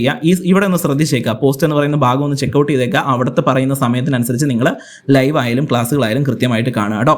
ഓക്കെ ആണല്ലോ, ശരി. ഇനി അടുത്ത ചോദ്യം നോക്കിക്കേ. ഇന്ത്യൻ തെരഞ്ഞെടുപ്പ് കമ്മീഷനുമായി ബന്ധപ്പെട്ട തെറ്റായ പ്രസ്താവന ഏത് എന്നാണ്. ഇന്ത്യൻ തെരഞ്ഞെടുപ്പ് കമ്മീഷനുമായി ബന്ധപ്പെട്ട തെറ്റായ പ്രസ്താവന ഏത്? ഇവിടെയും ചോദിച്ചിരിക്കുന്നത് തെറ്റായ പ്രസ്താവനയാണ് കേട്ടോ. തെറ്റായ പ്രസ്താവനയാണ്. ഇവിടെ നോക്കിയേ, ഇന്ത്യൻ തെരഞ്ഞെടുപ്പ് കമ്മീഷൻ ഇപ്പോൾ 3 പേരടങ്ങുന്ന സമിതിയാണ്. ശരിയാണോ? ശരിയാണ് അല്ലേ. ഇന്ത്യൻ തെരഞ്ഞെടുപ്പ് കമ്മീഷൻ ഇപ്പോൾ 3 പേരടങ്ങുന്ന സമിതിയാണ്. രാഷ്ട്രപതിയാണ് തെരഞ്ഞെടുപ്പ് കമ്മീഷനെ നിയന്ത്രിക്കുന്നത്. നിയമിക്കുന്ന ആരാണ്?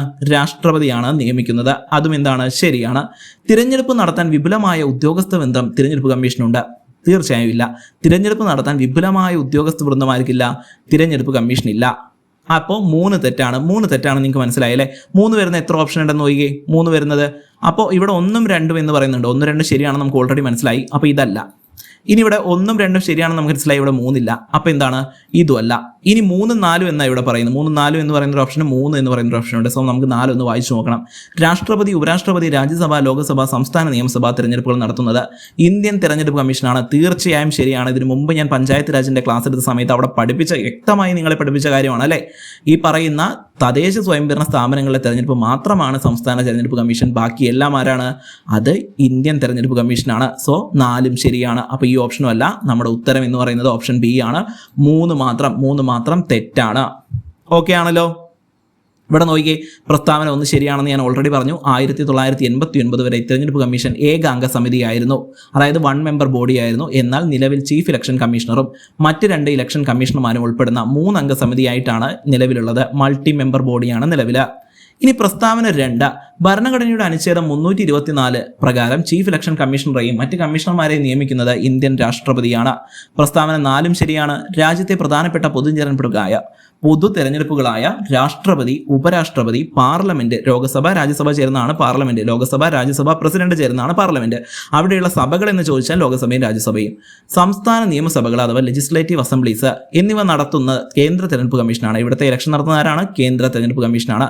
പഞ്ചായത്ത്, നഗരസഭ തുടങ്ങിയ തദ്ദേശ സ്വയംഭരണ തെരഞ്ഞെടുപ്പുകൾ നടത്തുന്ന ആരാണ്? അത് സംസ്ഥാനങ്ങളിലെ തെരഞ്ഞെടുപ്പ് കമ്മീഷനാണ്. എക്സ്ട്രാ പറഞ്ഞതാണ്, ഒന്ന് ഓർത്ത് വെച്ചേക്കുക. ഓക്കെ ആണല്ലോ. നല്ല സ്ട്രെയിൻ വരുന്നുണ്ട് നിങ്ങൾക്ക് ഇങ്ങനെ സംസാരിക്കുന്ന സമയത്ത്. ഇന്ന് ലൈവ് ഉണ്ടായിരുന്നു, ഇനി നാളെ ലൈവ് ക്ലാസ് എന്ന് പറഞ്ഞ് ഇങ്ങനെ പോകുന്നതുകൊണ്ടേ നല്ല സ്ട്രെയിൻ ഉണ്ട്. അതാണ് ഇങ്ങനെ ചില സമയത്ത് പറയുന്ന സമയത്തൊക്കെ ഒരു വ്യക്തത വരാത്തത് കേട്ടോ. ത്രോട്ടിന് നല്ല പെയിൻ ഉണ്ട്. സോ നിങ്ങളൊന്ന് മനസ്സിലാക്കുക, വ്യക്തമായി ശ്രദ്ധിച്ചിരിക്കുക കേട്ടോ. ഈ പ്രസ്താവന 3 തെറ്റാൻ കാരണം തെരഞ്ഞെടുപ്പ് കമ്മീഷൻ സ്വന്തമായി വമ്പിച്ച ഭാരവാഹികളോ അല്ലെങ്കിൽ വിപുലമായ സ്വന്തം ഉദ്യോഗസ്ഥ വൃന്ദമോ ഇല്ല.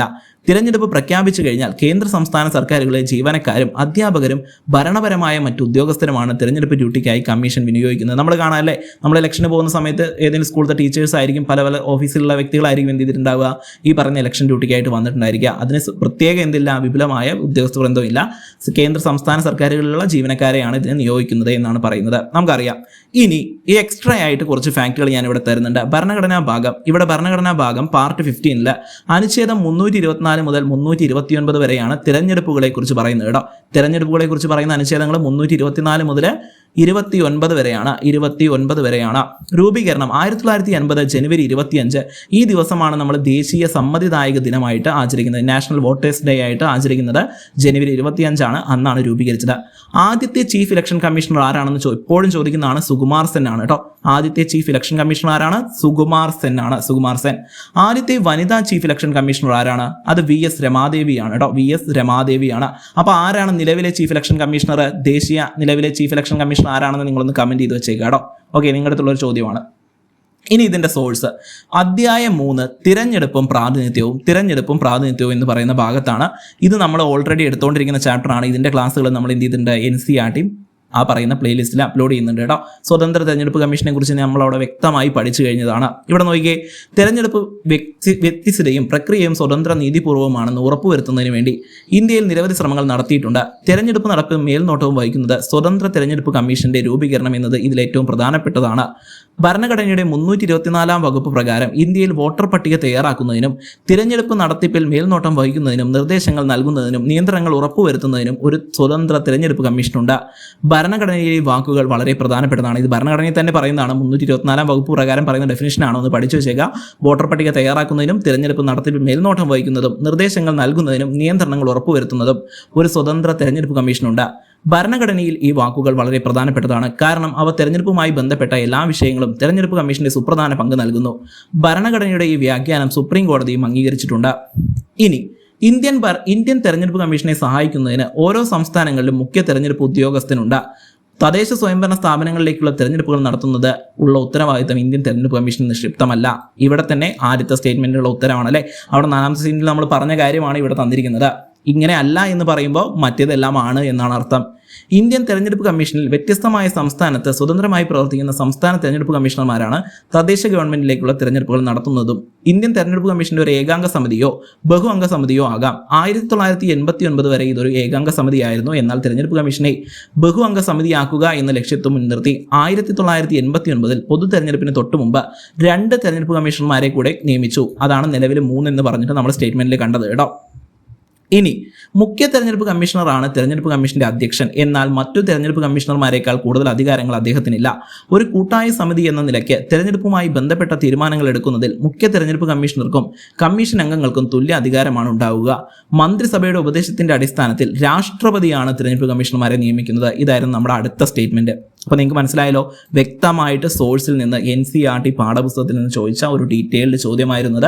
ഇങ്ങനത്തെ സ്റ്റേറ്റ്മെന്റ് ചോദ്യങ്ങൾ തിരഞ്ഞെടുക്കാൻ കാരണമുണ്ട്. അത്രയും ഡീറ്റെയിൽ ആയിട്ടാണ് ചോദ്യങ്ങൾ ചോദിക്കുക. എപ്പോഴും സിമ്പിൾ നമ്മൾ പ്രതീക്ഷിക്കരുത്. നേരത്തെ ആമുഖം ചോദിച്ച പോലെ ഡയറക്റ്റ് ക്വസ്റ്റ്യൻസ് വരും, സ്റ്റേറ്റ്മെന്റ് ചോദ്യങ്ങൾ വരും. എല്ലാറ്റിനും നമ്മൾ തയ്യാറായിരിക്കണം. അപ്പോൾ ഈ രീതിക്ക് പഠിച്ചു കഴിഞ്ഞാൽ നിങ്ങൾക്ക് വളരെ സിമ്പിളായിട്ട് മനസ്സിലാവും. അപ്പോൾ ഞാൻ പറഞ്ഞ ചാപ്റ്ററുകളൊക്കെ ഓർമ്മയുണ്ടല്ലോ, 1, 2, 3, 9. ആ ചാപ്റ്ററുകളെല്ലാം ഇമ്പോർട്ടൻ്റ് ആണ്. എല്ലാം എന്ത് ചെയ്യുക, ഒന്നുകൂടെ റിവിഷൻ ചെയ്ത് വെച്ചേക്കുക. ചില കാര്യങ്ങൾ ഞാൻ നേരത്തെ പറഞ്ഞ പോലെ തന്നെ മൗലികാവകാശങ്ങളൊക്കെ ഡീറ്റെയിൽ ആയിട്ട് അവിടെ തന്നിട്ടുണ്ട്. അതൊന്നുകൂടെ വായിച്ചു നോക്കി പഠിച്ചു വെച്ചേക്കാടോ. ഓക്കെ ആണല്ലോ. ശരി, ഇനി കുറച്ച് കാര്യങ്ങളൂടെ പറയാനുണ്ട്. അതുമായി ബന്ധപ്പെടുത്തിയിട്ട് മുഖ്യ തെരഞ്ഞെടുപ്പ് കമ്മീഷൻ ഇത് എക്സ്ട്രാ പറയുന്നതാണ് കേട്ടോ. മുഖ്യ തെരഞ്ഞെടുപ്പ് കമ്മീഷണറെയും തെരഞ്ഞെടുപ്പ് കമ്മീഷണർമാരുടെയും കാലാവധി സംവരണം ഭരണഘടന ഉൾപ്പ് നൽകുന്നു. 6 വർഷമോ അഥവാ 65 വയസ്സ് വരെയോ ഏതാണോ ആദ്യം വരുന്നത് അതുവരെയാണ് അവരുടെ നിയമന കാലാവധി. അപ്പോൾ തെരഞ്ഞെടുപ്പ് കമ്മീഷന്റെ കാലാവധി എന്ന് പറയുന്നത് 6 വർഷമോ അഥവാ 65 വയസ്സ് വരെയോ ഏതാണോ ആദ്യം വരുന്നത് അതുവരെയാണ് അവരുടെ നിയമന കാലാവധി. പാർലമെന്റിന്റെ ഇരുസഭകളും പ്രത്യേക ഭൂരിപക്ഷത്തോടെ സ്പെഷ്യൽ മെജോറിറ്റിയിലെ ഒരു പ്രമേയം പാസാക്കിയാൽ ഇന്ത്യൻ രാഷ്ട്രപതിക്ക് കാലാവധി പൂർത്തിയാകുന്നതിന് മുമ്പ് തെരഞ്ഞെടുപ്പ് കമ്മീഷണറെ പുറത്താക്കാവുന്നതാണ്. തെരഞ്ഞെടുപ്പിൽ തങ്ങൾക്ക് അനുകൂലമായ തീരുമാനങ്ങൾ കൈക്കൊണ്ടില്ല എന്നതിന്റെ പേരിൽ ഭരണകക്ഷി തെരഞ്ഞെടുപ്പ് കമ്മീഷണർമാരെ മാറ്റാൻ ശ്രമിച്ചാൽ അതിൽ നിന്നും അദ്ദേഹത്തെ സംരക്ഷിക്കുന്നതിന് വേണ്ടിയാണ് ഇങ്ങനെ ചെയ്തിരിക്കുന്നത്. സ്പെഷ്യൽ മെജോറിറ്റി എന്താണെന്നൊക്കെ നമ്മൾ ഓൾറെഡി പഠിച്ചതാണ് കേട്ടോ. ഓൾറെഡി നമ്മൾ എടുത്ത ക്ലാസ്സിൽ എന്താണ് സ്പെഷ്യൽ മെജോറിറ്റി എന്നൊക്കെ പറഞ്ഞ് നമ്മൾ പറഞ്ഞിട്ടുള്ളതാണ്. ഇനി മുന്നോട്ട് വരുന്ന ഒരു ചാപ്റ്ററിൽ നമ്മളിത് പഠിക്കുന്നുണ്ട്. 9ാം ക്ലാസ്സിൽ SCERT ചാപ്റ്ററിൽ. അവിടെയും വ്യക്തമായിട്ട് ഞാൻ പറഞ്ഞു തരാം എന്താണ് സ്പെഷ്യൽ മെജോറിറ്റി എന്ന് പറയും. ഇത് ഓൾറെഡി നമ്മൾ എടുത്ത ചാപ്റ്റർ ആണെന്ന് ഞാൻ പറഞ്ഞല്ലോ. ഇത് വ്യക്തമായിട്ട് NCERT എന്ന് പറയുന്ന പ്ലേലിസ്റ്റിലെ ക്ലാസ്സിൽ കിടക്കുന്നുണ്ട്. തെരഞ്ഞെടുപ്പ് കമ്മീഷണർമാരെ ഇന്ത്യൻ രാഷ്ട്രപതിക്ക് നീക്കം ചെയ്യാവുന്നതാണ്. കഴിഞ്ഞ 65 വർഷങ്ങളിൽ 16 ലോക്സഭാ തെരഞ്ഞെടുപ്പുകൾ നടന്നു. അതിനേക്കാൾ കൂടുതൽ സംസ്ഥാന നിയമസഭാ തെരഞ്ഞെടുപ്പുകളും ഉപതെരഞ്ഞെടുപ്പുകളും തെരഞ്ഞെടുപ്പ് കമ്മീഷൻ നടത്തുകയുണ്ടായി എന്ന് പറയുന്നു. ഇവിടെ തന്നെ പറയുന്നുണ്ട്, ഈ സംസ്ഥാന നിയമസഭാ തെരഞ്ഞെടുപ്പുകളും ഉപതെരഞ്ഞെടുപ്പുകളും ലോക്സഭാ ഉപതെരഞ്ഞെടുപ്പുകളും ലോക്സഭാ തെരഞ്ഞെടുപ്പുകളും സംസ്ഥാന നിയമസഭാ തെരഞ്ഞെടുപ്പുകളും ആരാ നടത്തുന്നത്? ഈ തെരഞ്ഞെടുപ്പ് കമ്മീഷനാണ് നടത്തുന്നത് എന്ന് പറഞ്ഞിട്ടുണ്ട്. അതും നമ്മൾ നേരത്തെ പറഞ്ഞ ആ സ്റ്റേറ്റ്മെന്റിലേക്ക് വിരൽ ചൂണ്ടുന്ന ഒരു ഫാക്റ്റാണ്. ഓക്കെ ആണല്ലോ മക്കളെ? സോ വ്യക്തമായിട്ട് നിങ്ങൾക്ക് മനസ്സിലായോ പറയുന്ന കാര്യങ്ങൾ? കുറച്ച് സ്പീഡ് ഉണ്ടായിരുന്നു, ചിലത് പറയുന്ന സമയത്ത് ഇങ്ങനെ നാവ് കുഴങ്ങിയ പോലെയൊക്കെ വന്ന്. ഞാൻ പറഞ്ഞല്ലോ ഓൾറെഡി ടയേർഡാണ്. നിങ്ങളുടെ ക്ലാസ്സുകൾ ഡെയിലി രാവിലെ ക്ലാസ്, വൈകുന്നേരം റെക്കോർഡ്, രാവിലെ ക്ലാസ്, വൈകുന്നേരം റെക്കോർഡ്, അതിൻ്റെ ഇടയിലുള്ള സമയത്ത് മെറ്റീരിയൽസ് തയ്യാറാക്കൽ ഫുള്ളി ഓക്യുപ്പൈഡ് ആണ്. തീരെ സമയമില്ല, ഉറക്കം പോലും ഇല്ല. ഇപ്പം നമ്മൾ ലൈവ് മാറ്റി, ഞാൻ രാവിലെ മുതൽ കുറച്ച് ബിസിയാണ് ഇനി കുറച്ച് ദിവസത്തേക്ക്. സോ അതുകൊണ്ട് തന്നെ നമുക്ക് ക്ലാസ്സുകൾ മിസ്സാക്കാൻ പറ്റില്ല. തീർച്ചയായും നിങ്ങളിലേക്ക് ക്ലാസ്സുകൾ എത്തിക്കുമെന്ന് ഞാൻ പറഞ്ഞിട്ടുണ്ടെങ്കിൽ ക്ലാസ്സുകൾ എത്തിക്കും. അതിനുള്ള ചെറിയ അറേഞ്ച്മെൻ്റ് ആയിട്ടാണ് സമയത്തിൽ മാറ്റം വന്നിട്ടുള്ളത്. ഞാൻ എപ്പോഴും പറയുന്നു, കമ്മ്യൂണിറ്റി പോസ്റ്റ് നിങ്ങൾ ശ്രദ്ധിക്കണം. അത് അറിയണമെന്നുണ്ടെങ്കിൽ നിങ്ങൾ തീർച്ചയായും ചാനൽ സബ്സ്ക്രൈബ് ചെയ്തിട്ട് ബെൽ ഐക്കൺ എനേബിൾ ചെയ്ത് വെച്ചേക്കണം. പ്രത്യേകിച്ചും എല്ലാ ദിവസവും നമ്മുടെ പോസ്റ്റിൻ്റെ ഭാഗം നിങ്ങൾ ചെക്കൗട്ട് ചെയ്തിരിക്കണം. ഒരു ക്ലാസ്സും പെൻഡിങ് വെക്കാതെ ദിവസം കണ്ടുവരിക. കാരണം നമുക്ക് എല്ലാ ദിവസവും റെഗുലറായിട്ട് എന്ത് ചെയ്യുന്നുണ്ട്, ക്ലാസ്സുകളുണ്ട്. ഓക്കെ ആണല്ലോ? ഓക്കെ, ഇതാണ് ഞാൻ വീണ്ടും നിങ്ങളടുത്ത് പറയുന്നു, ഇതാണ് നമ്മുടെ NCERT പ്ലേലിസ്റ്റ്. ഞാൻ നേരത്തെ നിങ്ങളടുത്ത് പറഞ്ഞല്ലോ NCERT എടുത്തിട്ടുണ്ടെന്ന്. ഈ പറയുന്നതിൽ നമ്മൾ ടോപ്പിക് വൈസ് എടുത്തിട്ടുണ്ട് NCERT. വ്യക്തമായിട്ട് എന്ത് ചെയ്യുക, ഈ ക്ലാസ്സുകൾ കണ്ടേക്കാം കേട്ടോ. നിലവിൽ എനിക്ക് തോന്നുന്നു 4 ക്ലാസ്സുകളോളം ഉണ്ട്. ഇതിൽ 3 കാണുന്ന 4 ഉണ്ടായിരിക്കും കേട്ടോ. ഓക്കെ, അപ്പോൾ നമ്മൾ പുതുതായിട്ടൊരു ചാപ്റ്ററിൻ്റെ ഒരു പുതിയ രീതി കൂടി ഉൾക്കൊണ്ടിട്ടുണ്ട്. സോ ആ ക്ലാസ് നിങ്ങൾ കാണുക, അതിനനുസരിച്ച് എൻ്റെ ബാക്കി പാർട്ടുകളും വരുന്നതായിരിക്കും കേട്ടോ. സോ വ്യക്തമായിട്ട് പഠിക്കുക. ഇതുവരെയും ലൈക്ക് അടിക്കാത്ത ആരെങ്കിലും ഉണ്ടെങ്കിൽ ഒന്ന് ലൈക്ക് അടിച്ച് വെച്ചോളാം. സബ്സ്ക്രൈബ് ചെയ്യാത്ത ആരെങ്കിലും ഉണ്ടെങ്കിൽ സബ്സ്ക്രൈബ് കൂടെ ചെയ്ത് വെച്ചേക്കാം കേട്ടോ. ഓക്കെ അല്ലേ? ശരി, അടുത്ത് നോക്കിക്കേ. ഇതേപോലെ തന്നെ അടുത്ത ക്ലാസ് നിങ്ങൾക്ക് VFA LDC വേണമെന്നുണ്ടെങ്കിൽ നെക്സ്റ്റ് ക്ലാസ് വേണമെന്നുള്ളവർ നെക്സ്റ്റ് ക്ലാസ് വേണോ എന്ന് പറഞ്ഞിട്ട് ഒരു കമൻറ്റ് ചെയ്ത് വെച്ചേക്കാടോ. നിങ്ങൾ ലൈക്ക് ചെയ്യുന്നതും കമൻറ്റ് ചെയ്യുന്നതുമാണ് ഇത്ര പേർക്ക് ഇത് ആവശ്യമുണ്ടെന്ന് എനിക്ക് മനസ്സിലാവുന്നത്. നിങ്ങൾ ലൈക്ക് ചെയ്യാതെ വീഡിയോ മാത്രം കണ്ടുപോയി കഴിഞ്ഞാൽ നിങ്ങൾക്ക് എത്ര പേര് ക്ലാസ് യൂസ്ഫുൾ ആവുമെന്ന് എനിക്ക് അറിയുന്നില്ല. അപ്പോൾ ഇതുപോലെ നെക്സ്റ്റ് ക്ലാസ് ഡീറ്റെയിൽ ആയിട്ട് നിങ്ങൾക്ക് വേണോ എന്നുണ്ടെങ്കിൽ നിങ്ങൾ തീർച്ചയായിട്ടും ഒരു കമൻറ്റ് ചെയ്ത് വെച്ചേക്കുക. അതേപോലെ തന്നെ വീഡിയോ ഒന്ന് ലൈക്ക് അടിച്ച് വെച്ചേക്കുക. വീഡിയോ ഇപ്പം തന്നെ ഒന്ന് ലൈക്ക് അടിച്ച് വെച്ചേക്കുക. വീഡിയോ കണ്ടു കഴിഞ്ഞാൽ ഷെയർ എന്ന് പറയുന്നൊരു ബട്ടൺ നിങ്ങളുടെ ഫ്രണ്ട്സ് പഠിക്കുന്നവരുണ്ടെങ്കിൽ അവർക്ക് ഈ ക്ലാസ് ഉപകാരപ്പെടും നിങ്ങൾക്ക് തോന്നിക്കഴിഞ്ഞാൽ മാത്രം നിങ്ങൾ എന്ത് ചെയ്യുക, അവരുമായിട്ടൊന്ന് ഷെയർ ചെയ്യുക. വീഡിയോ കണ്ടു കഴിഞ്ഞാൽ ഹൈപ്പ് എന്ന് പറയുന്ന ഒരു ബട്ടൺ ഉണ്ടാകും. ഹൈപ്പ് കൂടെ എനേബിൾ ചെയ്യാൻ most important thing is channel subscribe ചെയ്യാത്ത എല്ലാവരും ചാനൽ ഒന്ന് സബ്സ്ക്രൈബ് ചെയ്ത് വെച്ചേക്കാട്ടോ. നോട്ടിഫിക്കേഷൻ എനേബിൾ ചെയ്ത് വെച്ചേക്കാം. നമ്മുടെ റെഗുലർ ടൈം എന്ന് പറയുന്നത് 8:17 ആണ്. ഇപ്പോൾ ഈ ക്ലാസ് അപ്ലോഡ് ചെയ്യുന്നത് മുതൽ കുറച്ച് ദിവസത്തേക്ക് മാത്രം രാവിലെ 4:37 ലൈവ്. ഇനി ഒരു അറിയിപ്പ് ഉണ്ടാകുന്നത് വരെ നമ്മുടെ അറിയിപ്പുകളെല്ലാം ഞാൻ പോസ്റ്റായിട്ട് അപ്ഡേറ്റ് ചെയ്യുന്നുണ്ട്. എല്ലാ ദിവസവും ക്ലാസ്സസ് ഉണ്ടാകുന്ന സമയത്ത് നമ്മൾ എന്ത് ചെയ്യുന്നു, പോസ്റ്റ് ഇടുന്നുണ്ട്. സോ അതൊന്ന് ചെക്കൗട്ട് ചെയ്യുക. വ്യക്തമായിട്ട് ക്ലാസ്സിന് കൃത്യസമയത്ത് തന്നെ എത്തുക. ഓക്കെ അല്ലേ മക്കളെ? സോ അത്രേ പറയാനുള്ളൂ. എല്ലാവരും നന്നായിട്ട് പഠിക്കുക. This is villain signing off. Thank you.